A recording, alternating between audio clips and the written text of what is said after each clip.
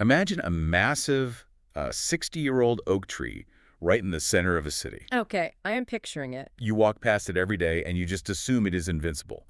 I mean, it has weathered every storm and every drought for decades. Right, it is a totally permanent fixture of the landscape. Exactly. Then one Tuesday afternoon, a seemingly ordinary gust of wind rolls in and the entire tree just completely uproots and crashes to the ground. Which is shocking. It is shocking. And if you only watch the event happen, you would probably blame the wind. You would say, wow, that must have been a magically powerful gust of wind. Yeah, you would look for the immediate obvious cause. But if you bring in an arborist, someone who actually studies the data of the soil and the wood, they will point out that the root system had been rotting away for decades. The wind did not destroy the tree. No, the internal structural decay did. That is actually a brilliant way to frame what we're looking at today. Because when you analyze electoral politics, I mean, people love to blame the sudden wind. They love a simple, flashy narrative. Which brings us to our mission for you today. We are doing a deep dive into the absolute tectonic shift of the May 2026 Tamil Nadu Assembly elections. A truly historic event. Yes. And for you, the listener, trying to make sense of this massive geopolitical and economic shift, the mainstream narrative is just incredibly loud right now. It really is. If you turn on the evening news, you will hear pundits claiming that the ruling Dravida Munnetra Kazhagam, or the DMK, lost their empire merely because of Instagram influencers. Oh, I have seen those segments. Right, they're spinning this story that a popular actor, C.Joseph Vijay, just activated his movie fan clubs, posted some viral YouTube shorts, and accidentally conquered a state of over 80 million people. Which is frankly ridiculous. We need to flatly reject that lazy narrative right out of the gate. We absolutely have to reject it because the empirical data from the Election Commission just does not support it at all. Not even a little bit. Viral videos do not dismantle a 60-year, deeply entrenched, oscillating duopoly between the DMK and the AIA-DMK. They do not. The real story, the actual data we have in front of us, shows a massive systemic voter fatigue. This was a structural exhaustion with the political establishment that finally reached a breaking point. Okay, let's unpack this, because to prove this was not just some social media fluke, we need to look at the sheer terrifying scale of the numbers. I have the seat matrix data right here. Let us hear it. First off, we saw a historic, record-breaking voter turnout of 85.1%. Which is staggering. Staggering. Now, generally speaking, when turnout spikes that high, it means the electorate is incredibly angry. Absolutely. And they directed that anger with laser precision. The debutante party Tamilaga Vetri Kazhagam, or TVK, led by Vijay, did not just siphon off protest votes. No, they dominated. They captured an immense popular vote share of roughly 34.9%. That translates to over 1.72 crore individual votes. And that popular vote translated into a massive 108 seats in the assembly for a first-time party. 108 seats. Yeah. Meanwhile, look at the destruction of the former Titans. The incumbent DMK fell off a cliff to just 59 seats. Wow. The sitting chief minister, M.K. Stalin, even lost his absolute, supposedly impenetrable stronghold of Kalathur. That is the part that really surprised me. Right. And the primary opposition, the AIA-DMK, dropped all the way down to 47 seats. Let me challenge you on this. Yeah. Because as a political observer, I am looking at Tamil Nadu's history. And the voters there have been offered third front alternatives for years. That is true. You had Siemens Name, Tamilar Kachchi, the NTK. They campaigned aggressively on local identity. And yet, in this exact same election, despite a 4% vote share, they secured exactly 0 seats. 0. You had the massive movie star Kamal Hassan with his M&M party, and they did not even contest independently this time. The public has systematically rejected non-Dravidian alternatives for over a decade. Yes, they have. So why did they suddenly decide that Vijay's TVK was the chosen vehicle to break the wheel? I mean, why this specific party and why now? It comes down to the mechanics of trust and the concept of the clean slate. A clean slate. Exactly. TVK arrived entirely unburdened by past corruption baggage. They did not have decades of incumbency to defend. Right, no track record to criticize. Nor did they have the ideological rigidity that alienated moderate voters from parties like the NTK. But if we dig into the campaign data, their mandate was not won by blasting celebrity photos. Not just a fan club. Not at all. It was driven by highly strategic surgical demographic targeting. They focused entirely on youth women and the specific voting blocs feeling the sharpest anti-incumbency pain. So you were saying they were not relying on cinematic fame at all? Well, the fame got them in the door, but the ground game sealed the deal. What is fascinating here is how they organized. How so? This was a highly sophisticated digital and ground campaign that matched a deep, granular understanding of what the electorate actually wanted. They mapped out the structural exhaustion at a booth-by-booth level. I want to talk about what the electorate actually wanted, because that leads us right into the TVK manifesto. Yes, the manifesto. And I have to be honest, looking at these sources, this is where my skepticism kicks in. This manifesto reads like a populist fever dream. It is definitely ambitious. Let us look at the actual promises. 2,500 rupees monthly for women heads of household. 10,000 rupees monthly for unemployed graduates. Which is a huge number. Full cooperative crop loan waivers for marginal farmers, and 5,000 rupees in relief for large farmers. Collateral-free education and startup loans up to 20 lakh rupees. Right? I mean, handing out 10,000 rupees a month to unemployed youth. That sounds less like a structural reform and more like a massive financial bribe. Yeah. How is this any different from the old parties handing out free televisions and blenders? I understand the skepticism, I really do, but we have to look at the underlying logic of why these specific promises resonated so deeply. Okay, walk me through it. It represents a shift from physical goods, like the blenders and TVs you mentioned, to direct economic lifelines. Tamil Nadu, like much of the world, is dealing with jobless growth. Right, the economy grows, but jobs do not. Exactly. You have a highly educated youth demographic producing thousands of graduates, but the industrial and service sectors are not absorbing them fast enough. They are stuck. So the 10,000 rupee promise is not just free money to them. It was perceived as a recognition of their structural disadvantage. It was a safety net. Okay, but how did they frame this? So it did not just look like a cash grab. Because the sources mentioned they heavily utilized ancient texts to justify this modern welfare. Yes, and this is where the campaign's brilliance really shines. They promised a transparent, secular governance model explicitly based on the virtues of the ancient Tamil text, the Thirukkural. The Thirukkural. Specifically, they focused on the concepts of aram, meaning virtue, poral, meaning wealth, and inbam, meaning joy.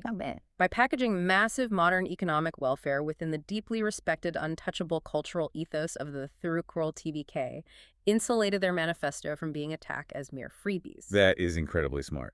They elevated it to a moral imperative. They essentially told the voters, we are not buying your vote, we are restoring virtue and wealth to the working class. That is a masterful bit of political framing. But here is where the fairy tale hits a brick wall. The math. The math. Making these grand promises on a campaign trail, invoking ancient virtues, that is the poetry of campaigning. The prose of governing is a mathematical nightmare for them right now. It really is. Let us look at the assembly seat breakdown. TVK won 108 seats. That is an incredible debut. But the magic number for a simple majority in the Tamil Nadu Assembly is 118. So they were short. They fell 10 seats short. And that resulted in Tamil Nadu's first ever hung assembly. Which completely vaporizes the narrative of a sweeping, undisputed victory. It complicates everything. The moment the polls closed and the tally stopped at 108, TVK transitioned from a revolutionary movement into a frantic masterclass in coalition horse trading. They had to make deals. To form a government, they had to bridge that gap immediately. And the way they did it was incredibly aggressive. According to the data, they did not just politely ask for support.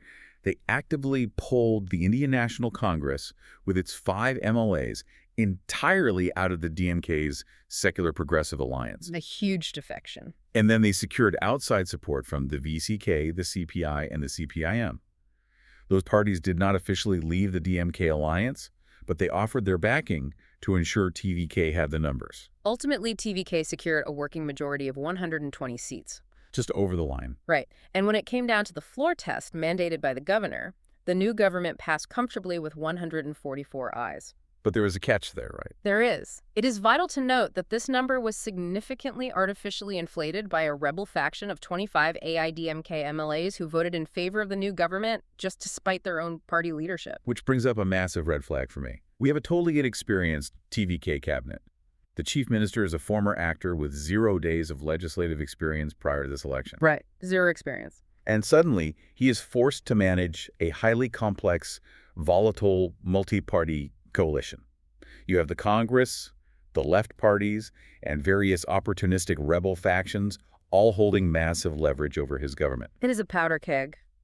How does a brand new party avoid what the sources refer to as agency loss? That is the defining question of this administration. In political science, agency loss occurs when the final policy output of a government drifts drastically away from its original electoral mandate because of inter-party bargaining. Because everyone wants something. Exactly. When you delegate power in a coalition, the allies demand their pound of flesh. I want to make sure we truly understand this mechanism. Is agency loss basically like starting a tech company with a very specific vision? Let us say you want to build high-end computers. Okay. But you do not have quite enough capital, so you bring in a bunch of rival CEOs as early investors to get over the finish line. Right.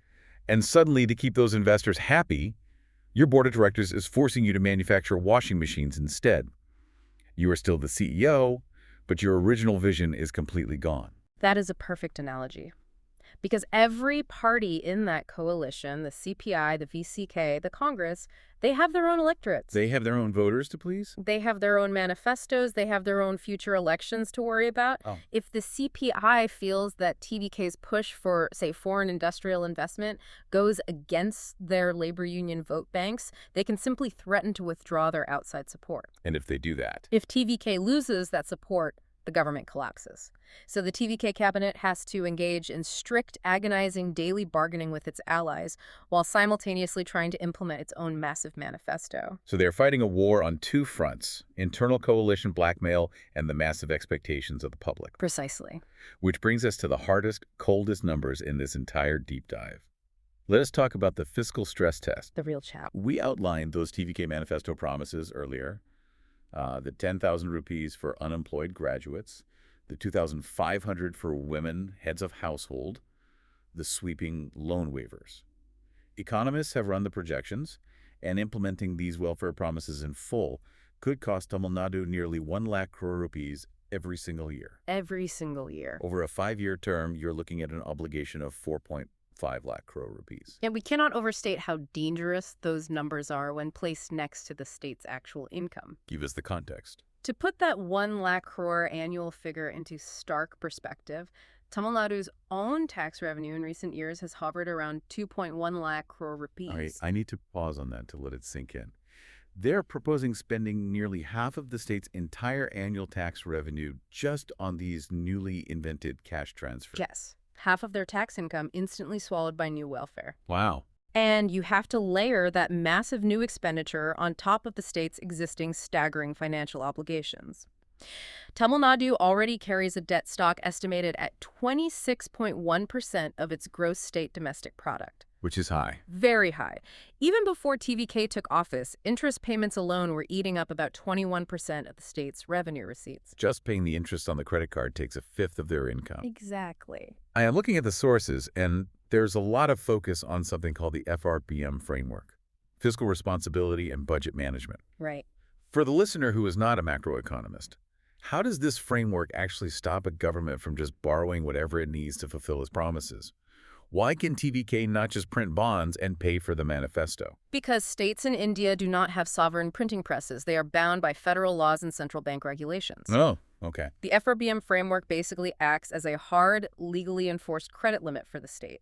It mandates that a state's fiscal deficit must be carefully managed to stay around the 3% limit of its GSDP. So they cannot just borrow indefinitely. No, it is designed precisely to prevent populist state governments from borrowing themselves into total bankruptcy to win elections. So it is literally a hard cap on their credit card. Mm-hmm.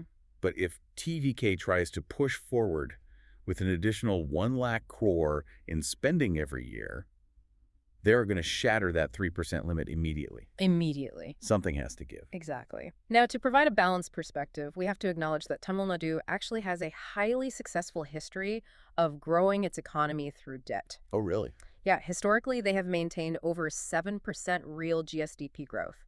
They did not stagnate under their heavy debt loads. They actually expanded. How did that work? And the reason they could do that is because that borrowed money was largely directed toward capital expenditure. Right. Capital expenditure, meaning they borrowed money to build physical productive assets. Bridges, industrial parks, energy grids, transit systems. Precisely. They borrowed money to build the economic engine that would eventually generate the tax revenue to pay back the debt. It is an investment. The debt financed future productivity. But the terrifying danger of TVK's current manifesto is the shift to revenue expenditure. Meaning consumption. Yes, if you are borrowing heavily just to fund daily consumption, handing out cash that gets spent immediately on groceries or rent, you are not building a new factory. You are not building a new port.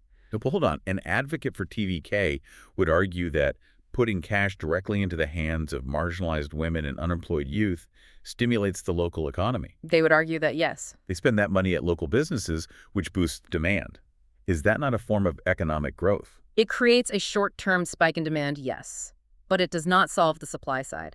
It does not build the infrastructure needed to attract the global manufacturing jobs that will actually employ those graduates. So it is a sugar rush. Pretty much. If you max out your FRBM credit limit on cash transfers, you crowd out that vital capital expenditure.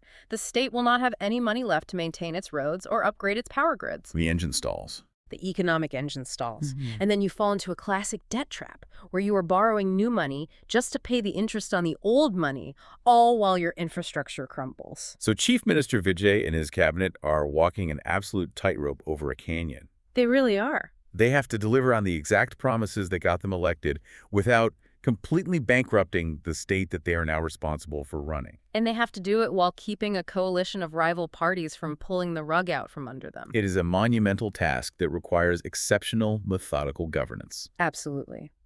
As highlighted in standard frameworks for public servants in our sources, an elected representative once in power must focus holistically on the entire electorate. Not just their core supporters. Exactly. The campaign is over. It is no longer about seeking fame or going viral.